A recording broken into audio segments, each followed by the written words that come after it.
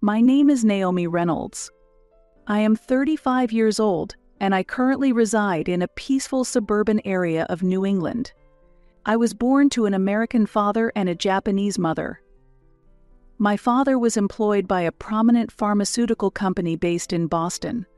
He was tasked with establishing a branch office in Japan, which is where he met my mother. 30 years ago, he decided to bring both my mother and me back to the US with him. At the time, I was just 5 years old. My mother was initially bewildered by the sudden change in environment, but my father reassured her, saying, "Here, you can receive the best education." My father was dedicated to his work, and my mother, despite being in a strange land, raised me. Gradually, both my mother and I adapted to life here. After maturing in the US and completing my academic journey, I managed to secure a position at a well-known advertising agency. Even now, after having gotten married and having a child, I continue to work. We lead a comfortable life, thanks to our efforts. My husband, Gabriel, holds the position of a senior manager at a prestigious investment bank. He is an exceptional spouse who consistently prioritizes our family above all else. We are blessed with a wonderful son named Jefferson, who is currently 7 years old and energetically attends a local public elementary school as a second grader. Although he has an allergy to eggs, Jefferson is a bright and well-mannered child, earning the affection and love of everyone around him. On the surface, our family life might appear calm and uneventful. However, beneath that serene exterior lies a more complicated reality, particularly concerning my relationship with my stepmother, Keiko. Keiko is my father's second wife. I lost my real mother when I was 10 years old, and I vividly remember that time. My mother loved flowers and would take me to botanical gardens on weekends. "Naomi, what's the name of this flower?"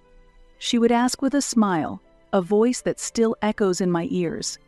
I watched helplessly as her smile was ravaged by illness, and she passed away abruptly. The separation was too sudden.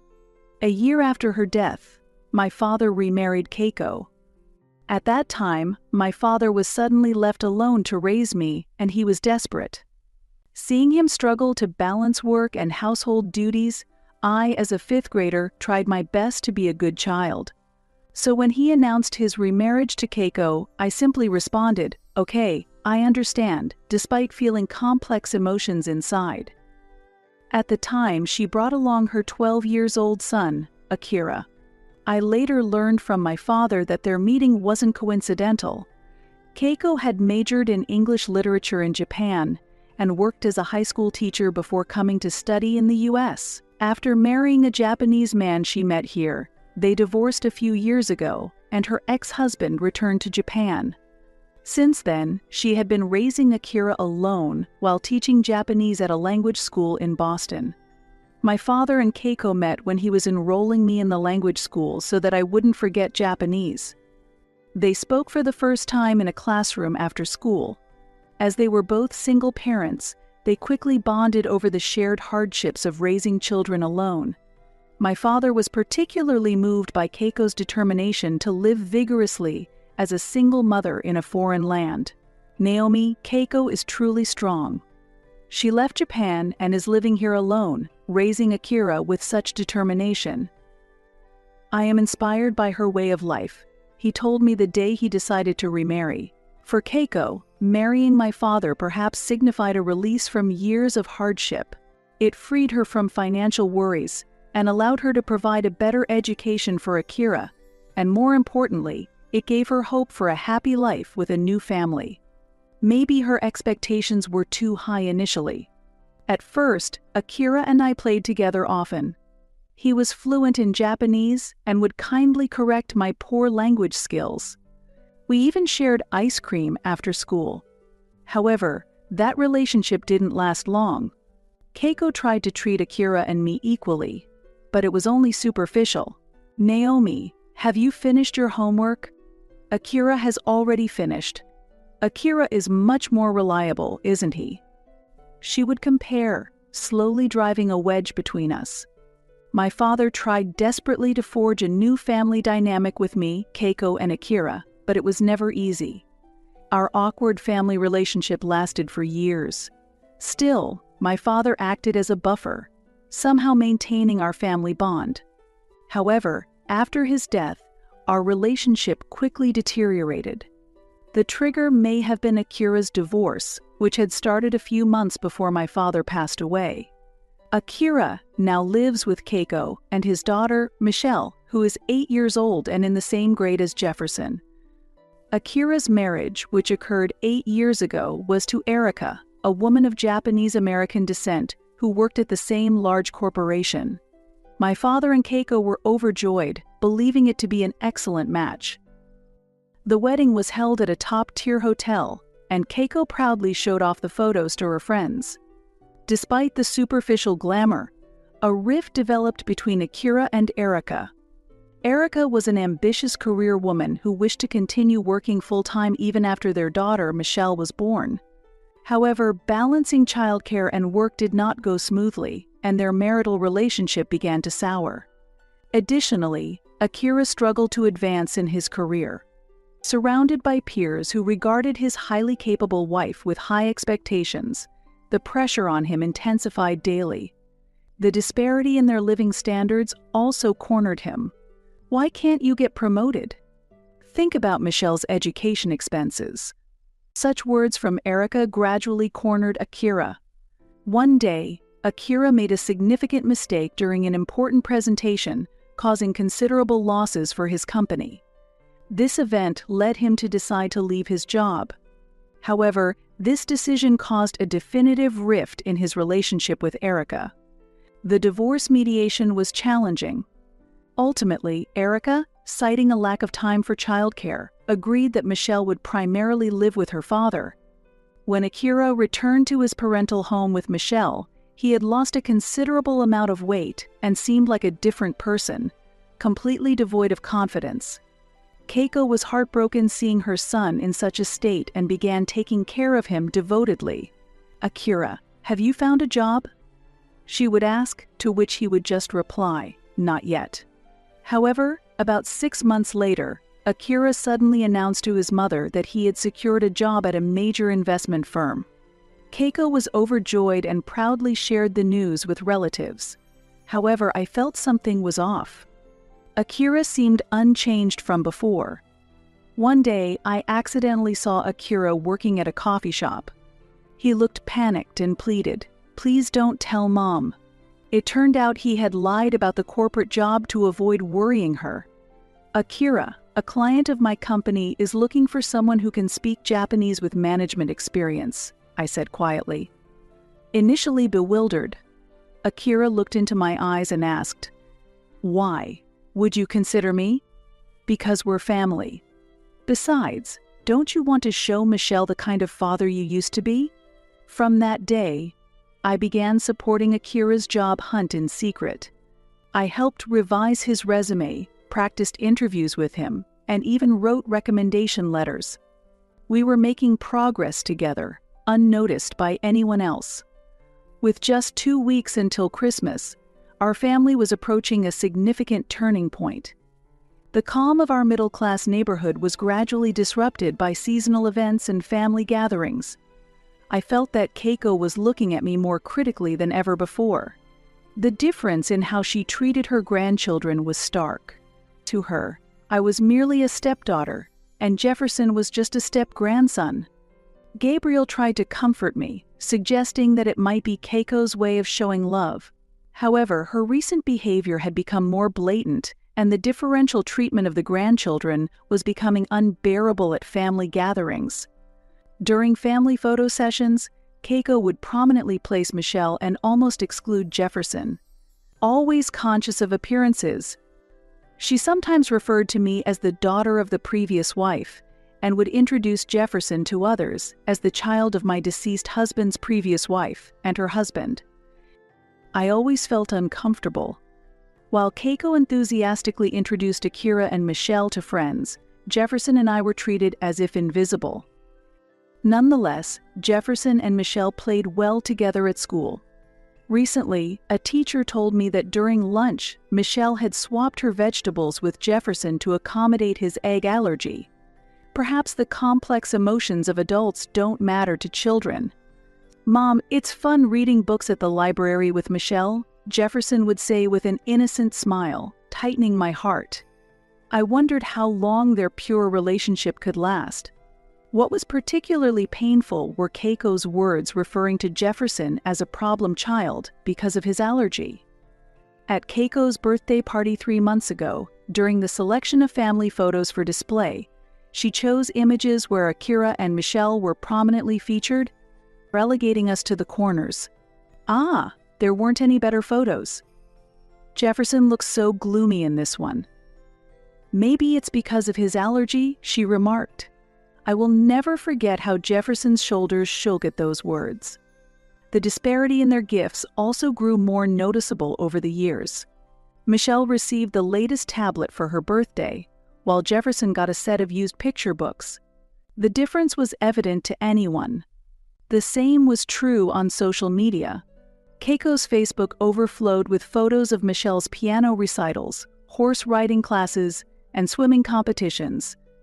But not a single photo from Jefferson's school festival was posted. After my father's death, I continued to send money to the household anonymously, fulfilling his wishes, but Keiko was unaware of this. Her cold attitude had begun to pain my heart. Amidst this, Gabriel had to suddenly travel to New York for an important meeting, just 2 days before our family's Christmas party at the family home. The night before he left, Gabriel took my hand and asked with apologetic eyes, "Are you sure you'll be okay with Keiko?" "Yes, I'll be fine. Don't worry." 2 days later, we prepared meticulously. We bought Keiko's favorite apple pie from Whole Foods, and Jefferson dressed in a navy blazer with a white shirt. As he adjusted his collar repeatedly in the car, he asked, "Do you think Grandma will be happy?" Watching him, my heart tightened.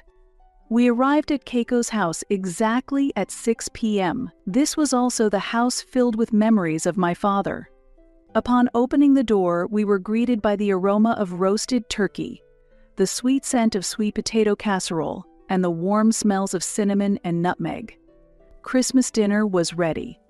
As we were led into the living room, I immediately noticed something was off. The dining table was elegantly set, but there were only 4 seats, and there was no place for Jefferson. "Oh, I forgot." Keiko's voice seemed intentional. "Jefferson, you'll have to eat on the living room sofa." The room froze at her words. Michelle looked confused, and then Keiko shockingly added, "My real grandchild is only Akira's child. You are just the child of the other wife's daughter." It felt as though time had stopped. Tears sparkled in Jefferson's eyes, and his small body trembled. Akira turned away, and Michelle could not hide her shock. At that moment, something snapped inside me. For 2 years since my father's death, I had tried to mend our relationship with her. The monthly financial support was also to honor a promise to my father. But I could no longer endure it. "Jefferson, let's go home," I said, taking my son's small hand and standing up. The apple pie we brought remained untouched on the table. The ride home was silent. I could see tears welling up on my face in the rearview mirror. During the drive, Jefferson did not speak a word. I could feel his hand gripping my arm tighter and tighter. When we arrived home, the clock read 7:15 p.m. The sound of the garage door closing seemed louder than usual. The silence after turning off the engine underscored our heartache. "Mommy." Jefferson's voice trembled. His small body curled up in the passenger seat looked about to crumble. "It's okay, Jefferson. Let's spend tonight, just the 2 of us," I reassured him. As soon as we entered the house, Jefferson broke down crying. His cries tore at my heart. "Is it my fault? Did I do something to make Grandma hate me?" I immediately hugged him tightly. "No, you did nothing wrong. Absolutely nothing." We walked over to the sofa in the living room. I tried to stay calm, but every time I felt my son's small body tremble, Anger welled up inside me. "Jefferson, just wait a moment," I said, and headed to the kitchen to make some hot cocoa. I took marshmallows from the cupboard and poured them into his favorite blue mug. Even from the living room, I could hear his soft sobs. I brought over a soft blanket with star patterns that Gabriel had bought, draping it over Jefferson's shoulders. "Here's some hot cocoa." I put in lots of marshmallows, I said. Jefferson nodded timidly and reached for the mug. His gesture tightened my chest again. "Jefferson, can I tell Daddy about what happened today?" After a moment, he nodded slightly. "What if Daddy gets angry? Daddy will always be on your side, Jefferson. We are family," I assured him as I picked up my phone. "Hello, Naomi? What's wrong at this hour?" Gabriel's voice from a hotel in New York was immediately filled with concern. "Gabriel, we went to Keiko's house today." While trying to remain as calm as possible, I explained each event in detail, the arrangement of the seats, how Jefferson was treated, and Keiko's words. While explaining, I could hear Gabriel's breathing grow rough over the phone. "I can't believe it. Keiko's behavior has been getting stranger since your father died, but I never imagined it would go this far." His voice mixed anger and sadness. "I'm coming home right away. The meeting is over. I'm booking a flight now." "But you were supposed to come back on tomorrow's flight, right?" "Family comes first. I'm coming home right away." I heard the typing on a computer through the phone. "Naomi, let's stop the monthly support. We've done enough for your father's sake." "Gabriel, Akira should take care of Keiko. We have our own family to look after." "Okay. Do you want to talk to Jefferson?" When Jefferson took the phone, he looked anxious as he held the receiver. "Jefferson, listen. Daddy is very proud of you. You are our precious son. I will definitely be home tomorrow," his father reassured him. Tears welled up in Jefferson's eyes again, but they seemed to be tears of a different kind. That night, after Jefferson fell asleep, I found myself staring at a photo of my father. I remembered how desperately he had tried to bridge the gap between me and Keiko. He had hoped until the end that we would become a real family. The next morning at 7 a.m., the doorbell rang. Jefferson was still asleep. I hurried downstairs and opened the door, only to find Keiko standing there. But this was not the Keiko I knew, with perfect makeup and hairstyle. Her bare face showed deep fatigue, her hair was disheveled, and her hands were slightly trembling. "Naomi, I need to talk," she said, her voice lacking its usual arrogance and instead sounding shaky. "Please come in," I said as I led her into the living room, fighting a mix of complex emotions, anger, distrust, and sadness. As we passed by my father's memorial photo, Keiko paused for a moment. "Would you like some coffee?" I offered. "Thank you," she replied, her voice thin and trembling. When I returned to the living room with the coffee, only the sound of the coffee maker broke the heavy silence. I placed 2 mugs on a tray and returned to the room, where Keiko was staring blankly out the window. When I handed her the coffee, deep fatigue was etched on her profile. "I'm sorry," she began with a formal apology. "I was wrong," she added, hesitating with her words. Keiko pulled out an envelope from her bag. When she opened it, it was neatly lined with records of the financial support I had been sending. "Last night, Akira told me, the monthly support came from you. I always thought it was from him. He knew all along.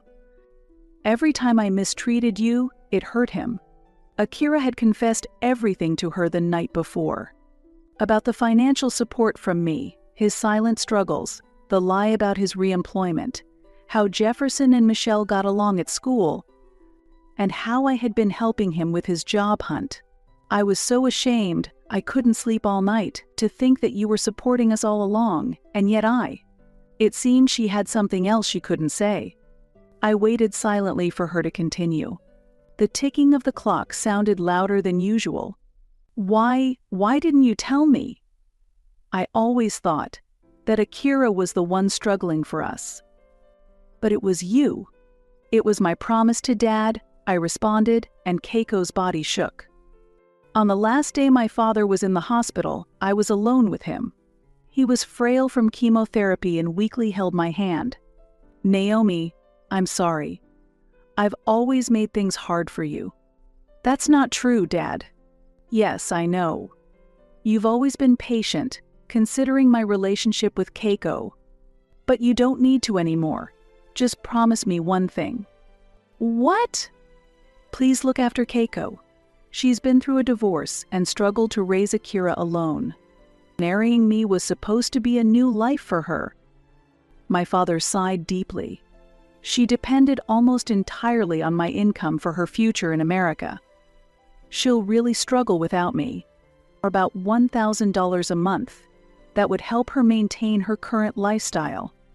But why not Akira? Akira is still trying to get his life together. He can't afford to look after his mother as well.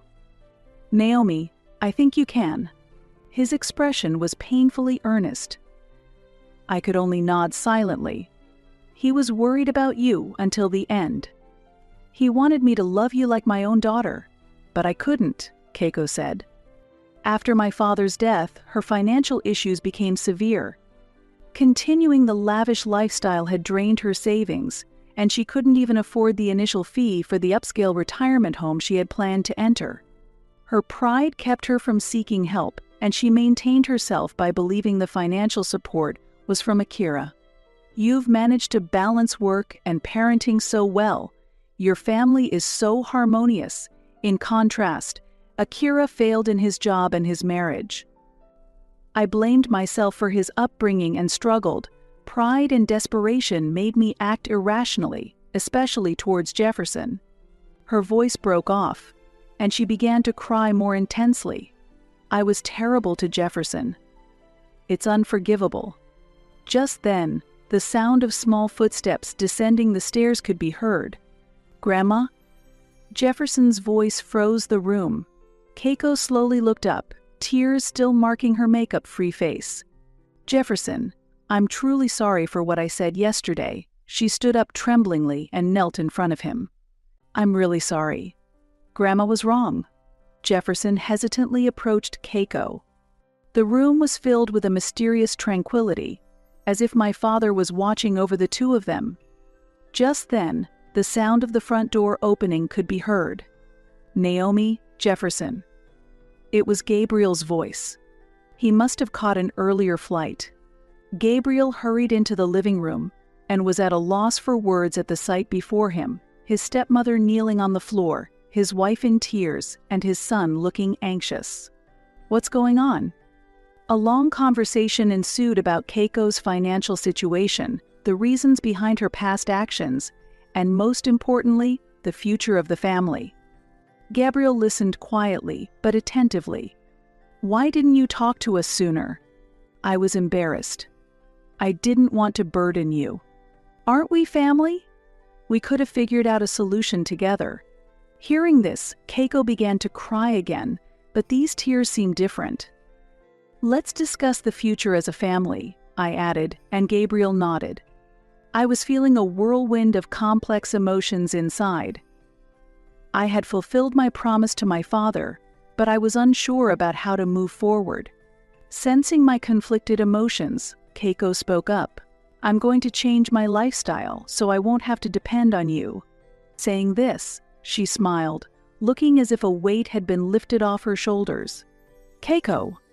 I was touched by her resolve and took her hand. Let's gradually become a real family. Maybe someday we can fulfill Dad's wishes. 6 months have passed since then. I stopped sending money to Keiko. She gave up on her plans for the retirement home and chose a simpler life. Akira also got hired at a company I introduced him to, and he is gradually moving towards independence. While we haven't fully reconciled, at least Jefferson is starting to build a new relationship with his grandmother. It might not be exactly as my father had wished, but perhaps we are starting to find our own way of being a family.